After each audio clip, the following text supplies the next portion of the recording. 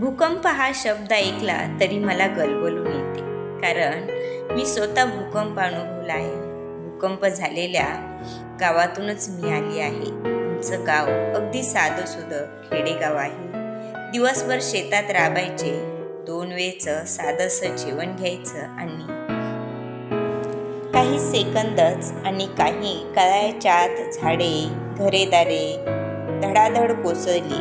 अनेक गुरेढोरे, माणसे सगळी घराखाली गाडली गेली. काही मिनिटांनी सगळीकडे एकच हल्लाबोल माजला. रडणे, ओरडणे, मदतीसाठी पुंकारणे. रात्री गाढ झोपीत जायचं. हाच गावाचा मुख्य दिनक्रम. एके दिवशी आम्ही असेच शांतपणे झोपलो होतो आणि मध्यरात्रीनंतर अचानक जमीन थरथरली. यांनी अवघा अवकाश व्यापून टाकला. ढिगारे उपसण्याचे असह्य प्रयत्न करण्यात, आपली माणसे शोधण्यात सकाळ उजाडली आणि सर्वांसमोर उद्ध्वस्त वास्तव लख्ख प्रगटलं. प्रचंड मोठ्या नांगराने कोणीतरी जमीन नांगरावी त्याप्रमाणे सगळी जमीन खणल्यासारखी दिसत होती. सर्व घरे, वाडे उद्ध्वस्त झाले होते.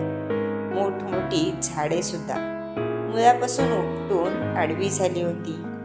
जी घरे माणसांना आजपर्यंत आश्रय देत होती त्या घराखाली अनेक जण गाडले होते. काही जणांचे हात तुटले होते, पाय तुटले होते. कित्येक जण जबर जखमी होऊन विवळत पडले. कित्येक मृतदेह इतरत्र पसरले होते. प्रत्येक घरात मृत्यूने थैमान घातले होते. कुणी कुणाला सावरायचं, कुणी कुणाचे अश्रू पुसायचे. त्यानंतर झालेल्या हालांना तर पारावारच उरला नाही. भूक लागल्यावर खायला काहीच नव्हते. आमच्या वाडीवरची एकुलती एक विहीर उद्ध्वस्त झाल्यामुळे पिण्याच्या पाण्याचं संकटच उभं राहिलं. औषधोपचाराविना अनेक जण तळमळत होते. आम्ही सर्वजण भुकेने व्याकुळ झालो होतो.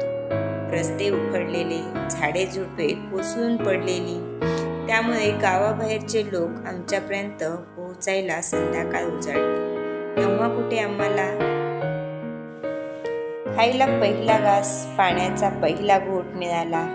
हळूहळू सर्वत्र दुर्गंधी पसरू लागली. आम्हाला दूर मोकळ्या जागेत एकत्र केले. रडून रडून दमल्यावर आम्ही रात्री उघड्या माळरानावरच झोपी गेलो.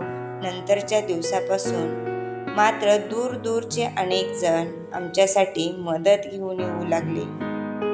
विविध वस्तू, कपडे, अन्नधान्य यांची मदत सुरू झाली. तात्पुरते तंबू उभारून आमची राहण्याची सोय केली गेली.